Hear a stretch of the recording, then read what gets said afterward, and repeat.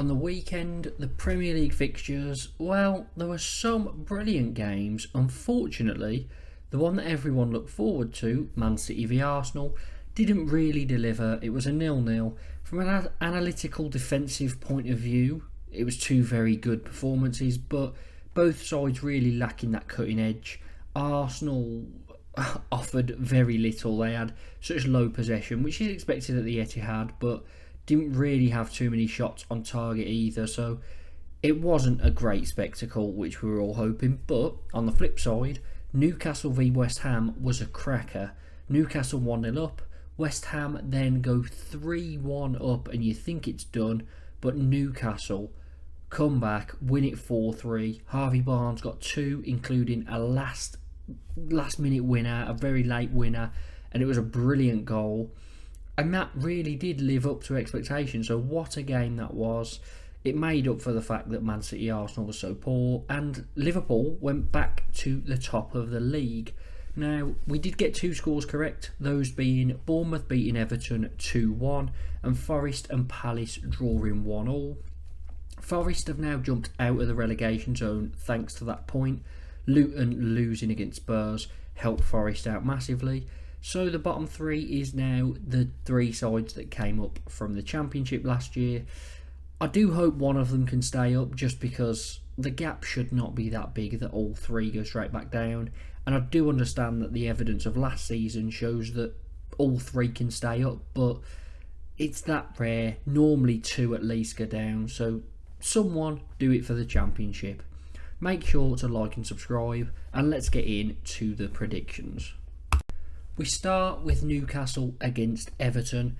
Newcastle, what a win it was at the weekend. They'll be hoping to follow it up, and whilst they are pretty far, 13 points from Spurs in 5th, they're only 5 points off Man United in 6th. So whilst their race for the Champions League is over, it's looking like they are going to have to get 6th spot. That's what they're fighting for. That will get them the Europa League, and they can get back into Europe. And maybe the Champions League straight away was a bit too much, but Europa League would probably be good for them. I know there's a couple more games, but I think Newcastle could cope there. Everton, 3 losses in a row, 12 without a win in the league. They are really sleepwalking. I know they've had the deductions, but they're only 3 points off Luton, 3 points ahead of them. So it's so tight. Everton's still in there, and I think Newcastle will win this 2-0. Forest take on Fulham, and Forest's point in the week against Palace was brilliant. Really helped them to get out of the relegation zone, and now they need to try and get a win. They are struggling at the moment for wins, but 2 1-all draws in a row. I think a win will come. They've got a good side, they're just not really putting it all together. And could the win be here? Because Fulham, they've only won 1 of their last 7 away games, so whilst they've been in some decent form, it tends to be at home, and they drew the last one 3-3 against Sheffield United, so not a great result really. You'd expect them to win that, especially with Sheffield United just coming off the back of conceding 16 goals in 3 home games. A little bit worrying that Fulham couldn't win it, but Sheffield United, they've got to start fighting now. So, I mean, Fulham this season, it's been pretty good again. Nowhere near the relegation zone. They're going to survive comfortably. But now you kind of think they're mid-table. They're not going to push for any European places. So Forest have a lot more to play for, which is tempting me to go for a Forest win. And I think I'm going to do it. Forest to win 2-1. Bournemouth against Palace now, and both these sides at the start of the season would have been at threat of relegation, but for me, both these sides will be fine, especially Bournemouth, but I think Palace have enough in their ranks and enough points on the board already. Bournemouth, good form, their last 4 games unbeaten, 3 wins in there against Burnley, Luton and Everton, and a draw against Sheffield United, so they're playing a lot of the bottom sides, but they've got the results they need. 3 wins, boost them up the table massively. They will be fine. Palace, under Glasner, they've played 5, 1 win, 3 draws and 1 loss. Two of those draws coming in a row against Luton and Forest, both 1-1. So this one, I'm going to go for it again, a 1-1 draw. Burnley face Wolves next, and whilst Burnley have obviously been struggling this season, they're actually only 4 points from safety.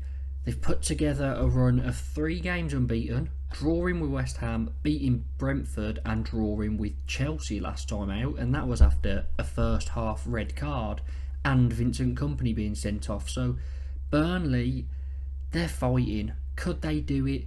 It's difficult, but this is an opportunity here because Wolves, whilst they've had a very good season, they're expected to be down there and they're nowhere near the bottom. They're clearly safe. They're probably going to finish top half. They've got problems within their attacking ranks. Their 3 main attacking players, Neto, Hwang Hee-chan and Cunha, are all out. They all missed the game against Villa, which probably led to them being so toothless up front and that 2-0 win for Villa. But their last 2 away games, a loss to Newcastle, a 3-0, and that 2-0 against Villa. So Wolves are going to struggle to score goals, and that could give Burnley the chance they need. So this might be a bit of an outside shot, but Burnley to win 2-1. West Ham v Spurs is next. This I'm looking forward to. West Ham were very good against Newcastle for the opening parts of the game. They went 3-1 up, but they then brought on Calvin Phillips for Mikel Antonio, and you always kind of know when someone makes a change like that, a more defensive change, try and solidify things, it's always going to invite pressure. And Newcastle, being the home side, really soaked up the home atmosphere and the fans got behind them brilliantly. And Newcastle created a brilliant comeback to win 4-3. West Ham will be very disappointed with their performance, but I don't think it's the end of the world because I think for the first half they were great. St James's Park is a very hard place to go to, so it was poor, but I think they'll recover. And to be honest, I can't see Calvin Phillips featuring again because every time he seems to come on the pitch, he makes a mistake that leads to a goal, he gives away a penalty, gets sent off, something like that. And I know the penalty was a bit hit and miss. For me, Anthony Gordon's looking for it. He's put his foot there to get the connection. But the letter of the law kind of says it's a penalty. It's one of those. It's a bit of a grey area, but it is a penalty, unfortunately. And, well, Newcastle just made the most of it. West Ham, however, there were 4 games unbeaten before that, so they will be good this season. I think they'll still fight for Europe, but they might struggle to get it because there's a lot of teams around them. Spurs, they got a good 2-1 win against Luton, a comeback. Luton were 1-0 up, and I'm pretty sure they only had the one chance all game, but very good from Spurs in that one. And you know, Heung-min Son again with a late goal. He has been very, very good with goals and assists so far this season. And he's really shining as that Spurs captain. So they're doing well. They're still 3 points off Villa. They've got that game in hand. That's going to go down to the wire, I think, that race for 4th. It might not even matter because 5th place probably will get Champions League. But those two are giving us an entertaining battle. So I look forward to see what happens in the coming weeks. For this one, Spurs to win it 2-1. Arsenal face Luton, and both these sides still fighting for something. Arsenal going for the title, and after 8 wins in a row, they turned up at the Etihad, played out a very boring 0-0. It's a good point to be getting at the Etihad, but Arsenal will probably feel, after their brilliant performances week in, week out in the league, that they could have created a few more chances and maybe got something from it. But neither side were good. It was very cagey, and I think 0-0 was probably the perfect scoreline for what was displayed in attack. Luton, it's 9 without a win now, and they've got this habit of maybe taking a lead or constantly clawing back but just conceding at the last minute, and it's not going to keep them up if they keep doing it. They were 1-0 up against Spurs, ended up losing 2-1. Heung-min Son scored very late on, 86th minute. Before that, I know they drew with Forest, but against Bournemouth, they were 3-0 up at half-time and lost that game 4-3. These are vital points that they need to be trying to get, and I don't see anything for them here. So I will go Arsenal win 3-1. Brentford take on Brighton. With Brentford, it's no wins in 7. They're only 5 points above the drop, but if they play like they did against Man United on the weekend, Brentford should be fine. They were brilliant in that game. The only thing missing was obviously the goals. The fact that Man United managed to go 1-0 up that late on is ridiculous because Brentford destroyed them. But I'm very glad that Brentford did manage to get themselves back in that game because they deserved all 3 points. If they'd have went home with nothing, it would have been such a shame. I do think Brentford, when they're on their game, are a very, very good side. It's just recently it has not been happening. There might be a bit of a shock prediction here because Brighton, whilst they are still in the top half, I'm not sure how. They took the lead against Liverpool but never really looked like they were going to add to it after those kind of first 20 minutes. Liverpool won it deservedly, and Brighton, it's a strange one. I know they've suffered with a lot of injuries this season, but they really have changed a lot. But again, if you look at it, João Pedro, Solly March and Mitoma all not featuring. Fati not featuring. Gilmore, I believe, wasn't in either. So they are missing like half their squad, I guess, which is fair enough. It's just, I don't know. I think once they can get into the summer, get some players back fit, maybe buy, probably sell quite high like they usually do, I think they'll be better off next season. But for now, fair play for being top half.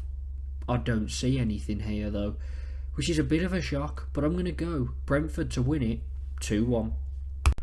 Man City face Villa next, and 2 draws in a row for City against Liverpool and Arsenal.